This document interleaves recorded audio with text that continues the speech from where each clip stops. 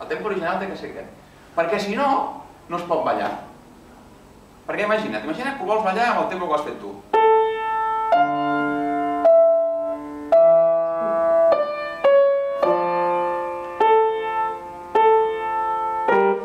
No es pot ballar. Llavors la conclusió de tot això què és? Que hem d'estudiar més.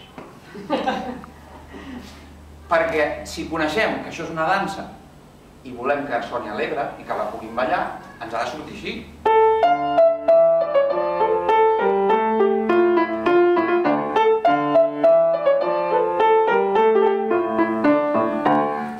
Així donen ganes de ballar, que sí? Que sí? És més alegre, fa més de festa. O sigui que hem d'estudiar més i més cas del professor. Però ara t'explicaré el que tens que fer per estudiar-ho i que et surti més. Perquè et passa una mica el mateix que la ona, i això li passa a tots els pianistes. Tots. Els bons, els dolents, els normals, els grans, els petits. Que és que al cinquè dit tenim sempre un problema. Sempre, tothom. Hi havia un pianista que es deia Rachmaninoff. M'hi has sentit a parlar? Has sentit a parlar d'aquesta música?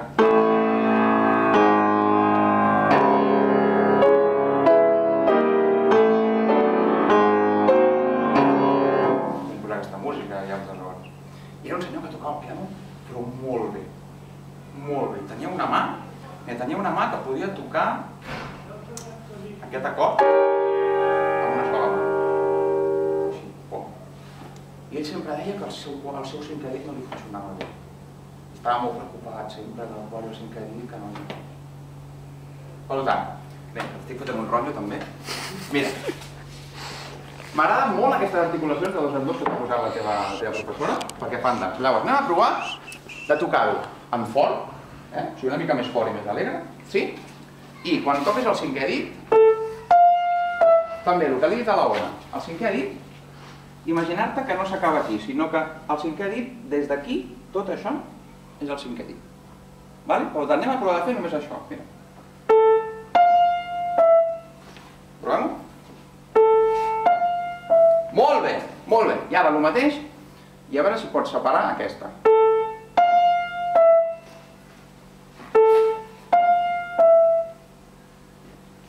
Molt bé. Ara provem de fer això mateix i a tot el piano. I després aquí. I després aquí.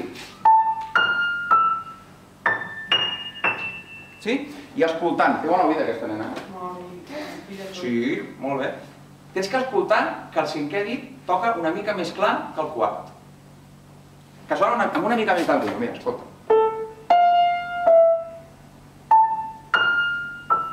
Ho sents? Sí? Si pots fer-ho. Comença aquella octava d'aquí baix, aquí, i ho fas a diferents octaves. Ara com...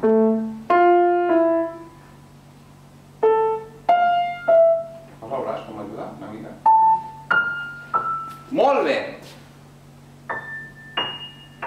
Molt bé. I ara un altre petit secret. Això no l'explica ningú. És no això. Petit secret. Si ho toquem tot amb la mateixa força, en el piano, com més amunt anem, menys sona. Mira, aquí sona molt, veus? Aquí sona una mica menys. Aquí, si fan la mateixa força, ja no se sent. I aquí. Hem de posar l'orella perquè no se sent. Conforme més amunt anem, el registre agut, més tenim encara que punxar el cinquè dit. Provem un altre cop i a veure si poden sonar tots igual de fort. Mira, així. Aquí una mica més. Proves?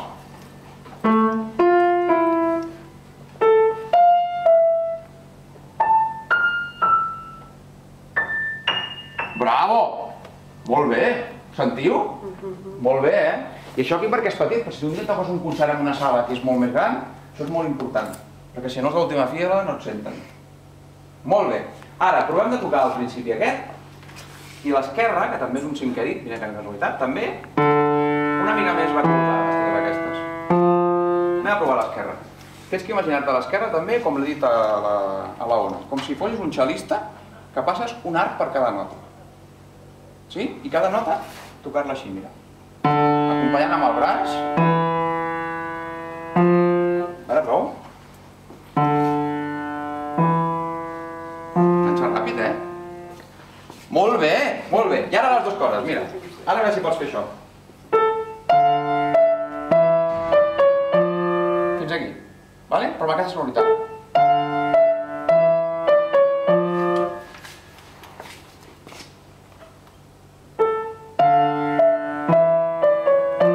Molt bé, molt bé. Vale, jo crec que heu de treballar, Meritxell, amb una mica més de so i amb una mica més ajudant-lo amb el braç.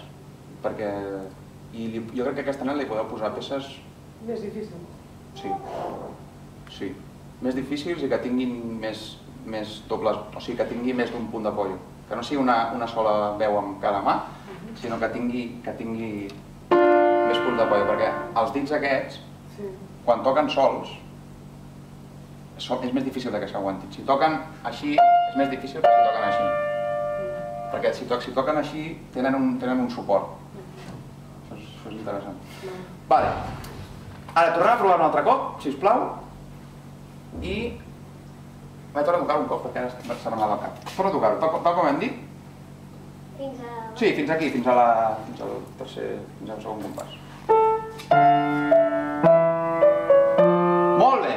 M'ha agradat molt això, mira. Però aquí el so ja no era igual de maco. I tens que escoltar, tens que tenir dos professors que són aquest i aquest, que escolten que tot surti igual de bé. Has anat mai a veure una orquestra? Sí? Quina orquestra has anat a veure? No me'n recordo, però he anat a una obra de teatre que hi havia dos músics tocant.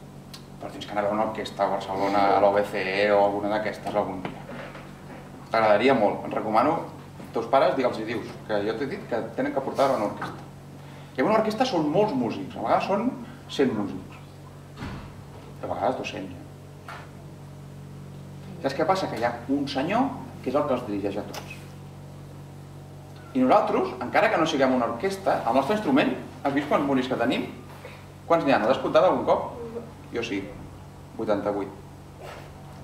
Tenim 88 músics, o sigui, podem tocar... Podem fer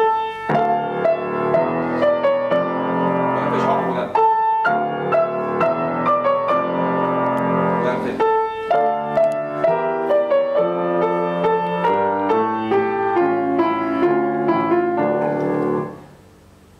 Ho entens?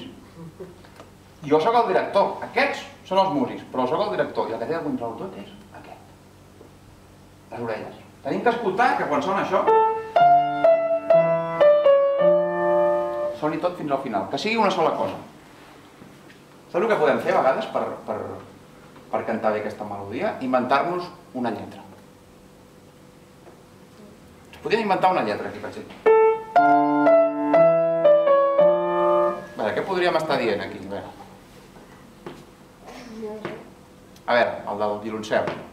No sé. Quina poca imaginació que teniu, Tu et dius... com es diu? Ella Ona? Eva. Eva.